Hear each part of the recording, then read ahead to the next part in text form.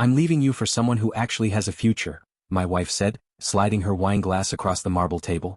I didn't scream. I didn't beg. I just looked at the woman I'd been married to for 15 years, smiled at the waiter, and paid the $480 check. Little did my wife, Melanie, know that while she was planning her grand escape with a local millionaire, I was sitting on a secret that would make her new life look like a bargain bin. You see, every life eventually finds its ex. That one moment where everything you thought you knew crosses a line you can never uncross. And Melanie? She was about to find hers in the most public way possible. But before we get to the courtroom floor, I need to take you back to that rainy Tuesday in Seattle when the floor first started to give way. My name is Caleb Vance. I'm 48 years old. For most of my career, I was a high-stakes logistics director for a global shipping giant, but 4 years ago, I transitioned into private maritime safety consulting. It's a quiet, lucrative niche. I make great money, but it's the kind of money that doesn't scream. It whispers. To my wife, Melanie, however, whispers sounded like silence. She wanted a roar. We were at the Gilded Lily, a restaurant in downtown Seattle where the lighting is so dim you can barely see the outrageously high prices on the menu. Melanie was wearing a new emerald silk dress that definitely cost more than my first car. Her hair was done in one of those messy styles that actually takes 3 hours and a $100 tip at the salon. She'd been different for months, coming home late from her real estate showings, whispering into her phone in the walk-in closet, and looking at me like I was a piece of furniture she was ready to donate to Goodwill. I ordered the steak, she barely touched her salad. Caleb, Melanie said, her voice dropping that soft, practiced tone she used when she wanted something. I'm leaving you. I set my fork down. My hand was perfectly steady. I'd actually been preparing for this moment for about 5 weeks, ever since I hired a private investigator and saw the first set of digital photos. The man's name was Julian Thorne. He owned a chain of high-end boat dealerships and loved wearing white linen suits and talking about his crypto portfolio at yacht club mixers. He was exactly the kind of shiny object Melanie couldn't resist. I've fallen in love with someone more substantial, she continued. No apology. Just a cold, clinical assessment of my worth. Someone who can provide the lifestyle I've always deserved. I blinked, letting the insult hang in the air for a second. Then I just nodded. That sounds like a solid plan for you, I said. She stared at me, completely baffled. She wanted a scene. She wanted me to cry or offer her a trip to Europe to save us. Instead, I signaled the waiter, signed the bill without even checking the math, and stood up. I held her coat open for her as if we just finished a boring movie. Good luck with everything, Mel, I said. I walked out of those heavy oak doors into the cool October mist. I didn't look back to see her standing there, confused by how easy it was. I climbed into my black Ford F-150, tipped the valet $30, and drove home in total silence. When I pulled into our driveway in Bellevue, the house was pitch black. Melanie had already been there to pack. I walked inside and the silence was deafening. It wasn't the good kind of quiet. It was the hollow sound of a house that had been hollowed out. I walked into the master bedroom. Her side of the closet was a graveyard of empty hangers. All those designer clothes I'd paid for over the last year? Gone. The shoe rack, which used to be a mountain of heels and boots, was stripped bare.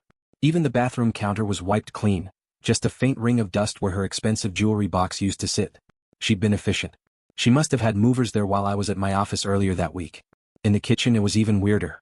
She left the old toaster we got for our wedding, but the $800 espresso machine I'd bought her for Christmas? Missing. She took the value and left the memories. On the island I found a single piece of paper. No envelope. Thanks for the memories. Enjoy your simple life, it read in her sharp, loopy handwriting. Tucked under the note were 2 notarized documents. One was a quitclaim deed for the house. The other was a division of assets agreement I'd apparently signed months ago during a paperwork refresh she'd insisted on when I had a minor surgery. I had trusted her back then. I hadn't read the fine print. It was a clean split, she called it. I sat at the kitchen table and realized she hadn't just left, she tried to erase me. But while she was busy measuring her future by Julian Thorne's bank account, I was building a reality she couldn't even imagine. I knew something that would change my life forever, but I'll get to that in a moment. Right now, I had to call my lawyer. The day after Melanie walked out, I didn't spend my time staring at her empty closet. I spent it in a glass-walled office on the 42nd floor of a skyscraper overlooking Elliott Bay. My attorney, Owen Sterling, was already waiting. Owen doesn't just practice law, he performs surgery on messy lives.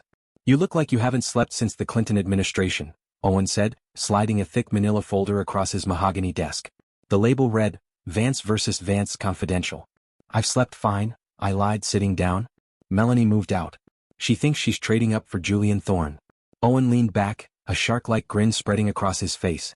Well, she chose the perfect time to leave, for us at least. The North Star Aerospace deal officially closed yesterday at 10:14 a.m. I got the confirmation while I was grabbing my morning espresso. Here's the thing Melanie didn't know. For the last 18 months, I'd been quietly negotiating a massive safety audit partnership with Northstar. It was a 5-year contract worth $112 million. Because of the strict non-disclosure agreements, I couldn't tell a soul, not even my wife. Especially not a wife who I already suspected was looking for the nearest exit. She filed her petition 4 days ago, Owen said, sliding a fresh document toward me. She's asking for 50% of marital assets, permanent spousal support, and the house in Bellevue. Her lawyer is a shark named Marcus Thorne, no relation to her boyfriend ironically, but just as bloodsucking. I scanned the numbers. Melanie assumed our net worth was around $900,000. She thought my consulting business was a small-time operation. She had no idea that because she moved out before the Northstar deal was finalized, she had effectively walked away from a 9-figure empire. Under Washington state law, post-separation income is separate property. She had timed her betrayal perfectly. For me. What's she actually going to get? I asked. Owen chuckled. Well, let's talk about that house she wants so badly. I had an environmental team go in last week. Caleb, the place is a disaster waiting to happen. The retaining wall is failing and there's an old, leaking industrial oil tank buried under the backyard that's been seeping into the soil for decades. The cleanup alone is estimated at $250,000. Without that remediation, the house has negative equity. It's a decorative anchor. I felt a cold wave of relief. I'd known about the wall, but the oil tank was a new, beautiful disaster. I'd let her fight for that house. I'd let her win it. But then my phone buzzed. It was my sister Lydia. We barely speak, but when I answered, her voice was trembling. Caleb, I heard she finally left, Lydia said. I need to tell you what I tried to say 15 years ago at the rehearsal dinner. Do you remember? I remembered. Lydia had been 3 glasses of wine deep, telling me Melanie didn't love me, she loved the stability I represented. I'd ignored her. I thought she was just being protective. It wasn't just about money, Caleb, Lydia whispered. Her father, Arthur, owed nearly $300,000 to some very dangerous people before he died. Melanie and her mother, Eleanor, targeted you. They needed a stable professional to co-sign loans and absorb the debt without asking questions. You weren't a husband to them, you were a debt restructuring plan. My stomach dropped. I realized then that my entire marriage might have been a long con. I had discovered something that turned my world upside down, but the real bombshell was still waiting for me in a pawn shop on the edge of town. I told Lydia I'd call her back and looked at Owen. We need to find out exactly whose names are on Arthur's old debts, I said. Because I have a feeling Melanie left me with more than just an empty closet. The betrayal was deeper than I ever imagined. Have you ever realized your entire relationship was built on a lie? Let me know in the comments if you've ever had that X moment where the truth finally clicked. And don't forget to hit that like button. It helps me share these stories of finding justice. I thought the worst thing my wife could do was walk out on me for a richer man. I was wrong. The worst thing she did was leave me holding the bag for a ghost. You see, when Melanie's father died, I thought we buried his secrets with him. But 3 days after our expensive dinner, I received a voicemail that made my blood run cold. It was a man named Leo Moretti, a private lender with a voice like gravel. He didn't want to talk about real estate or logistics. He wanted to talk about a signature I didn't remember signing. I took the recording to Owen's office. He listened to it once, his jaw tightening with every second. Leo Moretti, Owen muttered, rubbing his temples. He runs a high-end pawn shop and investment firm in South Seattle. Technically, he stays within the lines of the law, but he collects debts in ways that never show up on a credit report. Caleb, how did he get your number? I have no idea, I replied. But he mentioned my late father-in-law, Arthur. Owen went to work. 3 hours later, he called me back and the news was worse than I could have imagined. It turns out my sister Lydia was right, but she only knew half of it. Arthur took out a $250,000 loan 6 years ago to cover his gambling losses at the tribal casinos, Owen explained. He couldn't get a bank loan, so he went to Moretti. And guess who the co-signer was? You, Caleb. Your name and social security number are all over the paperwork. I never signed that, I snapped. I know you didn't, Owen said quietly. The signature is a forgery. A good one, probably done by Arthur or Eleanor, Melanie's mother. But here's the kicker. Melanie has been making hush money payments to Moretti for the last 3 years. $500 here, $1,000 there. Just enough to keep him from calling you. But now that she's left you, she stopped the payments. She's throwing you to the wolves so she can start fresh with Julian. I felt the walls closing in. I was facing a $187,000 balance for a loan I never touched. I looked at the photos of Julian Thorne, Melanie's new millionaire savior. He looked so polished in his white linen suits. But I needed to know if he was the lifeboat Melanie thought he was. Owen, dig into Julian Thorne, I instructed. I want to know if he's actually got the money to protect her. The results came back the next morning and they were the first ray of light in this storm. Julian Thorne was a walking mirage. His boat dealerships? In receivership. His crypto portfolio? Wiped out in the last market crash. He was currently living in a condo owned by his ex-wife's brother and driving a leased Porsche he couldn't afford the insurance on. Melanie hadn't traded up for a millionaire. She traded a stable, secret multimillionaire for a man who was $2 million in debt and drowning. I had a choice. I could fight the Moretti debt in court, which would take years and expose the forgery, potentially putting Melanie's mother in prison. Or I could use it. Moretti is willing to settle, Owen said. He knows the signature is fake, but he wants his principal back. He'll take $160,000 cash to walk away and sign a release clearing your name forever. $160,000. It was a fortune to most, but with the North Star contract, it was a drop in the bucket. Pay him, I said. You're serious? Owen asked. You're going to bail her out? I'm not bailing her out, I replied, staring out at the gray Seattle skyline. I'm buying my total freedom. When we get to that courtroom, I want there to be zero strings attached.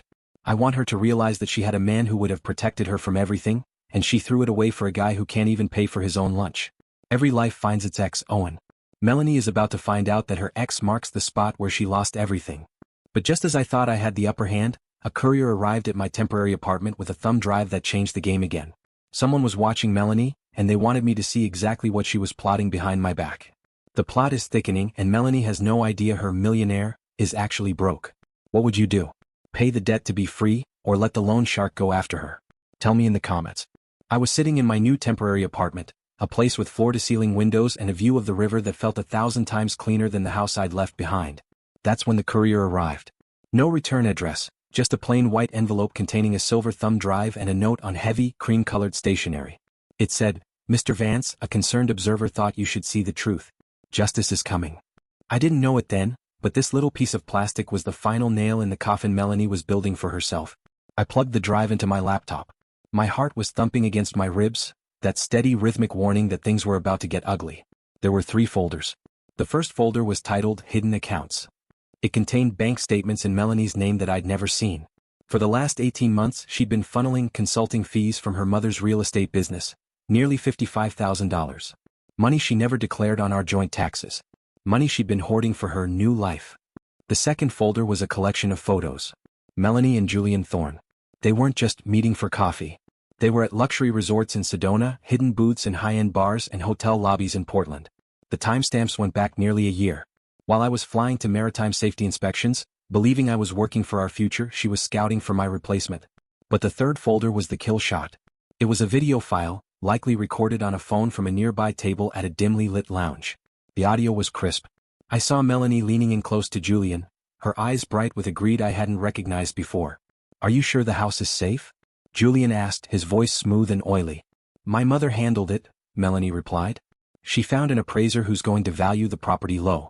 Caleb's so distracted with his little business he won't even check the math. Once the divorce is final and I have the deed, we sell it and move to the coast. Julian laughed, a sound that made my skin crawl.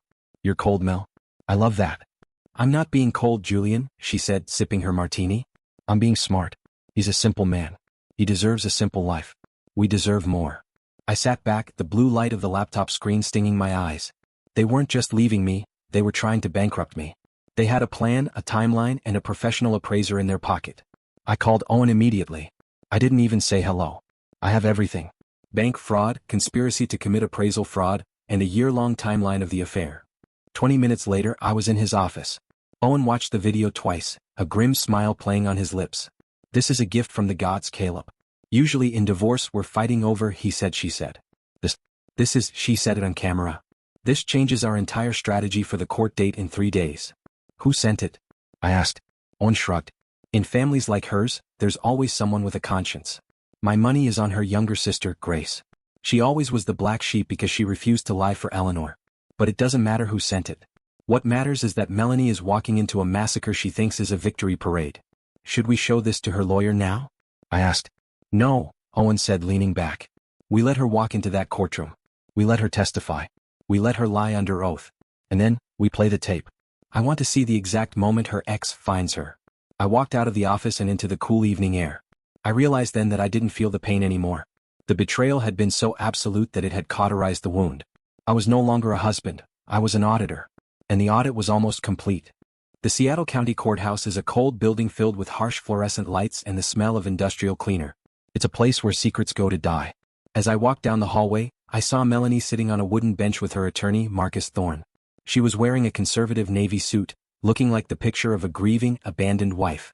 She glanced at me once, her expression a mix of pity and triumph. She thought she was about to take me for everything. She had no idea she was the one walking into an ambush. "All rise," the bailiff intoned as Judge Sarah Vance, no relation luckily, took the bench.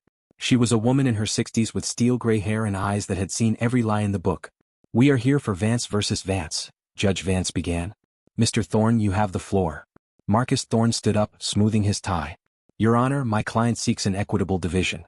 She has been a supportive wife for 15 years. We are asking for the Bellevue property, spousal support, and half of Mr. Vance's business assets. We've provided an appraisal of the home at $850,000, which we believe is fair." Owen Sterling stood up slowly. He didn't look like a man about to argue.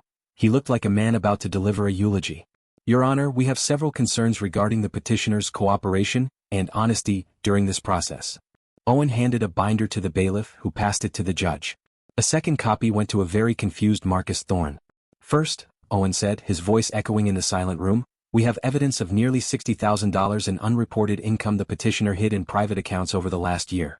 Second, we have a comprehensive environmental report on the Bellevue property. The home doesn't have $850,000 in equity. Due to a failing retaining wall and a leaking underground oil tank, the property has a negative value of nearly $200,000. Melanie went pale. She leaned over to her lawyer, whispering frantically. "And third," Owen continued, "we have video and photographic evidence proving the petitioner began an affair with a Mr. Julian Thorne 11 months ago. The video clearly shows them conspiring to defraud my client by intentionally lowballing the house appraisal so she could take it and sell it later." The judge's eyebrows shot up. She looked at the documents, then at Melanie. "Mr. Thorne, were you aware of these discrepancies?" I was not, Your Honor," Marcus stammered, his face turning a deep shade of red. But the real X moment was still coming. "One final thing, Your Honor," Owen said, leaning against the table. "The petitioner timed her exit perfectly. She moved out and filed for divorce on October 12th.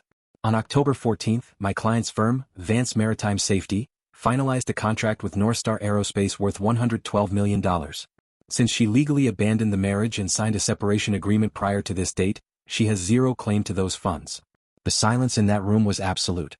You could hear the clock ticking on the wall. Melanie's mouth literally hung open. She turned to look at me, her eyes wide, her face completely drained of color. She had left me because she thought I was simple and broke, only to realize she'd walked away from a fortune 2 days before it became official. "We're going to take a 15-minute recess," Judge Vance said, her voice cold. "Mr. Thorne, I suggest you have a very frank conversation with your client. If we continue this trial, I may refer the matter of the hidden accounts to the IRS for tax evasion."